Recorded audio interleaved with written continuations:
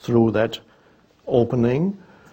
But beyond that, there wasn't much happening. That went on for years. And occasionally I thought, well, there is more that could happen, but it's not happening yet, but that's fine. And in the meantime, I realized retrospectively, there was whatever words we use are not quite right, but let's just put it like this, there was a build-up gradually of energy, of presence power, one could say. There was an intensification of that in the background of my life that had no visible manifestation really in the external, not very much. And so that presence was there, and one day,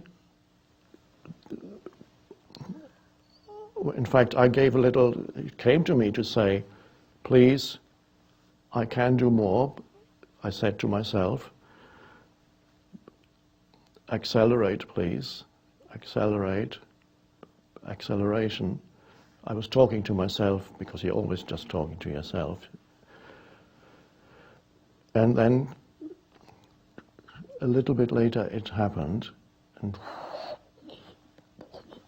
then the energy stream came that became a book, and so on, and an intensification of what I was doing already on a very small scale. But suddenly there was a coming into this world. But for years there was just empty space mostly inside, walking around and just very pleasant, enjoying the beauty of every moment of the trees and of the animals.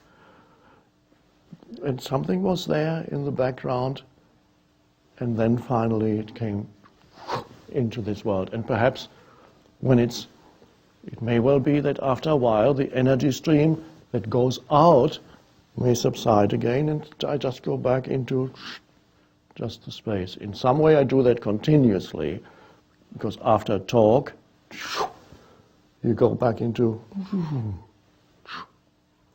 So there's the coming out of the consciousness stream, going into words and into energy that flows out, and then the return into just stillness, space. No need to think very much, unless there's something to think about. Where am I going for dinner? Where do I have enough? But even there, it's amazing how many things you can do without unnecessary thinking. And just to experiment, I recommend that you experiment in your daily life. This is the most beautiful spiritual practice. Experiment whether you can do many little things without the interference of thinking, with just presence or awareness there. Because what I mean by that is you are conscious that you're doing something, but you're not thinking about it. And whether you can actually even register things without formulating words in your mind. If you little things, little experiments, it's all very fascinating. You can have a little clock, if you have a watch or a clock that doesn't have, especially if it doesn't have digitals on it, you can experiment with yourself and see whether you can look at a clock or a watch and know what time it is without, in your mind, telling yourself what time it is. And that's quite a strange thing. There is a knowing without conceptualization then. If you know that it is a certain time, whatever it is, without saying to yourself that time it is. You don't do it with a digital clock, because when you read the numbers, it's almost impossible not to say the numbers in your mind. Just one little experiment, and then many other things. When you're doing a certain task, every master, the moment you become a master, you don't think anymore. Intuition takes over. Otherwise you can't be a master. Now, sometimes you have to learn first gradually through the mind to do something. There may be certain steps that you need to learn, whether you're building something or whatever it is that you do, learning to play the piano or whatever it is. At first it's driving a car, whatever. At first it takes effort to learn, to become an artist, a painter. You learn the techniques and so on. And then a moment comes when all that is not helpful anymore. If you never go beyond the techniques, you won't be a great artist. The great artist knows the techniques and then steps beyond it, and then something else takes over. And that's where your life becomes empowered. But you need to open the door to the empowerment. And it's not, you cannot get there through thinking. And even something that seems to be an intellectual thing, like writing a book, if there's any inspiration or power in the book, whether it's fiction or non-fiction, it has to come from the place, the empty space inside you that you go into, where you, for a moment you close your eyes, and then you look again and nothing comes. You go back and you look again until something comes through spontaneously. But it won't come spontaneously. You have to have learned, you need to learn to write first before you, before you can write a book, you need to be able to write. Or if you want to become a great tennis player, you cannot go into the state of no thought very deeply and suddenly step on a tennis court and take a racket and be immediately a great tennis player. You have to go through many steps first before the intuition can take over. But that's where the dividing line is between somebody who has learned to do something well, and many people do that, and somebody who brings in something new or goes beyond doing something technically well, where inspiration comes in, where empowerment comes in. So it's vital to find that dimension in yourself. So go around your daily life, see how much you can actually do without the interference of conceptualization. It's amazing, and observe yourself. Is it possible for you to be, for a moment, free of thinking at any given time? For example, now.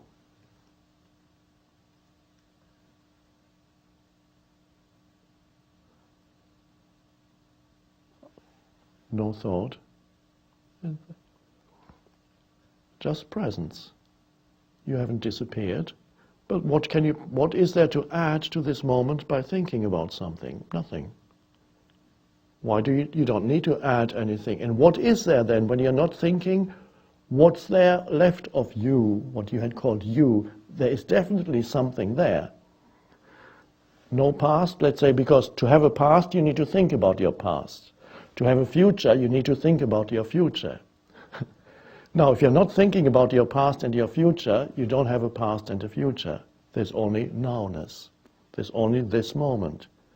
So, you have, let's say, you have no past, you have no future, there's only this moment now, and there's nothing to think about. There's still something there, and that's the essence of who you are, consciousness itself. It cannot be defined. It's neither big nor small, nor fat, nor thin, nor old, nor young. Timeless essence, has no form. There's nothing much you can say about it. But there's definitely a strong sense of beingness or aliveness that's left when you take the rest away. And that's when you take thought away.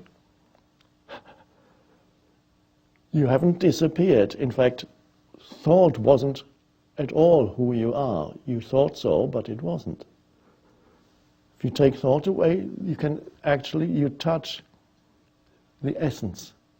You know the essence. And when I say you know the essence, that's not absolutely correct, because the moment we use words, we create duality. You know yourself as the essence.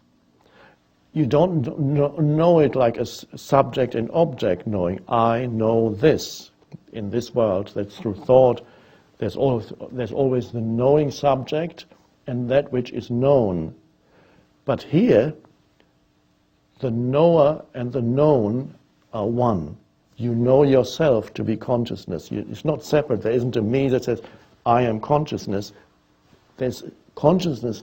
You know yourself as consciousness. I am that.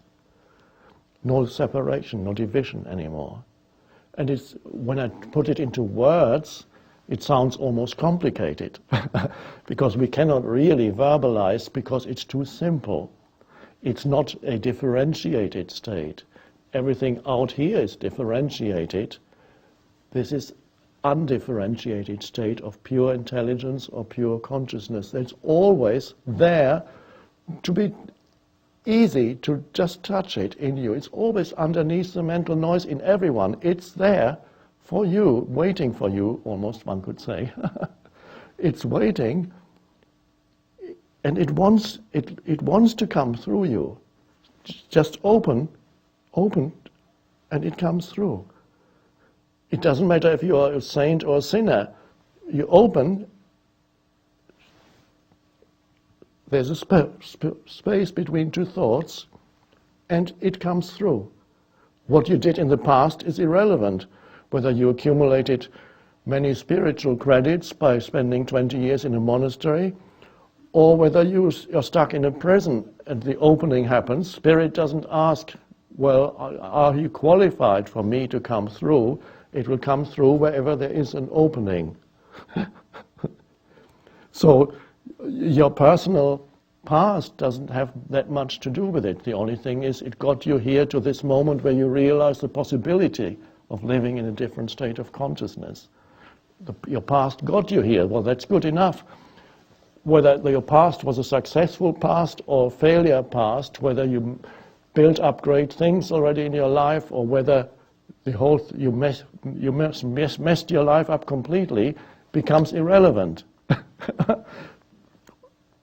So you become free from the past through this, because another dimension comes in.